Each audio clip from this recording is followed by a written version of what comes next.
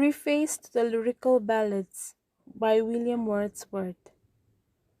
William Wordsworth was an English poet who is most popularly known as a romantic poet or a nature poet. He was born on 7th April 1770 in Cockermouth, England.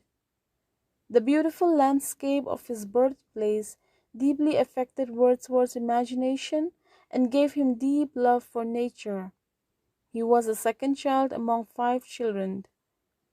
His parents, John Wordsworth and Anne Cookson, did not live long, leaving behind their children to become orphans at a very young age. Among his siblings, Wordsworth was very close with his sister Dorothy, but after the death of his mother in 1778, his father sent him to Hawkshead Grammar School and sent Dorothy to live with relatives in Yorkshire. She and William did not meet again for another 9 years. In 1795, Wordsworth received an inheritance that allowed him to live with his younger sister. That same year, he met Samuel Taylor Coleridge. The two became really good friends, and together they began to work on the lyrical ballads. Wordsworth wrote many poetry during his lifetime. In 1843, he became England's poet laureate, a position he held for the rest of his life. He died on April 23, 1850, at the age of 80, at his home in Rydalmount, England.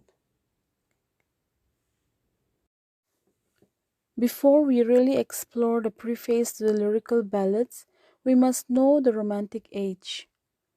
The Romantic Age, 1798 to 1832, was an artistic, literary, and intellectual movement that originated in Europe towards the end of the 18th century.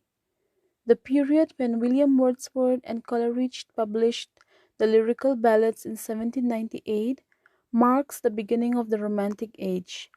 The Romantic period was one of the major social change in England. Now let's briefly see the age that existed before the Romantic Age. The Neoclassical Age, 1660 to 1798. This period was broken down into three parts: the Restoration period, the Augustan period, and the Age of Johnson. Writers of the Neoclassical period tried to imitate the style of the Romans and the Greeks. This period is characterized by order, accuracy, and structure. It was an era of enlightenment which emphasized logic, which means careful thinking, and reason.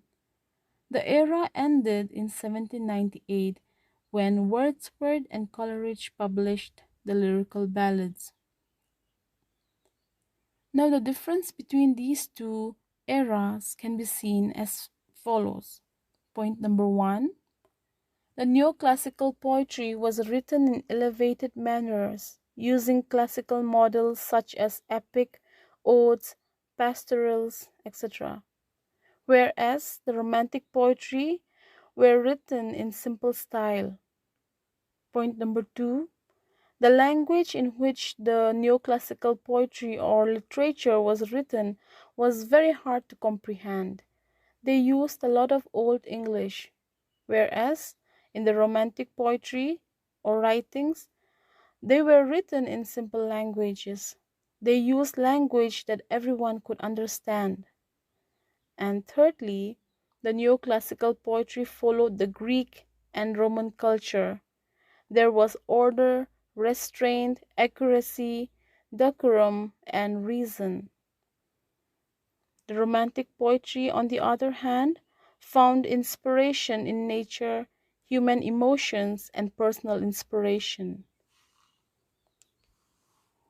Preface to the Lyrical Ballads. Before the preface to the Lyrical Ballads, Wordsworth and Coleridge first wrote the Lyrical Ballads in 1797 and published it in 1798 at Bristol. The Lyrical Ballads is a series of 23 poems, of which Coleridge wrote 4, and the remaining was contributed by Wordsworth.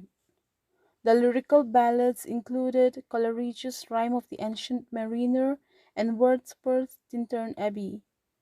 The year 1798, as we already know, marks the beginning of the Romantic Age. The second edition of the Lyrical Ballads was published in 1800, where he added detailed preface. This volume was called Preface to the Lyrical Ballads. The 1800 preface was revised, enlarged, and perfected for the 1802 edition of the Lyrical Ballads.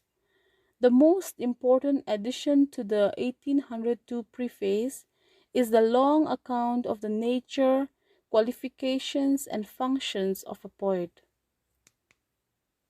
Wordsworth's definition of poetry and the process of poetic creation. William Wordsworth defines poetry as the spontaneous overflow of powerful feelings. It takes its origin from emotions recollected in tranquility. His definition can be divided into four main stages. First stage, actual sense perception. In this stage, the poet is excited. This excitement is bound with time and place of experience. Example, a poet goes to the mountainside and is captured by the view of the area, so this brings excitement to him from within. The poet cannot forget what he sees, and so it stays with him even when he is no longer in that place. Second stage, tranquility. In this stage, the poet recollects the previous or initial emotional experience. In other words, the mind takes over the experience. All other elements that were present at the time of the first observation are being recalled in this stage. Example, here the poet sits down alone and starts to think back and recollect the previous emotional experience. So here the mind starts to take action.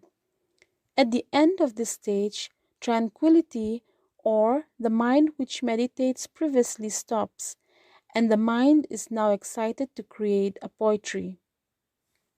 Third stage, transformation of ideas and thoughts.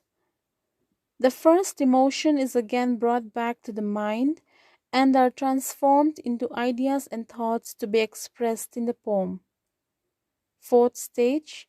In the fourth stage, the creation of the poem begins.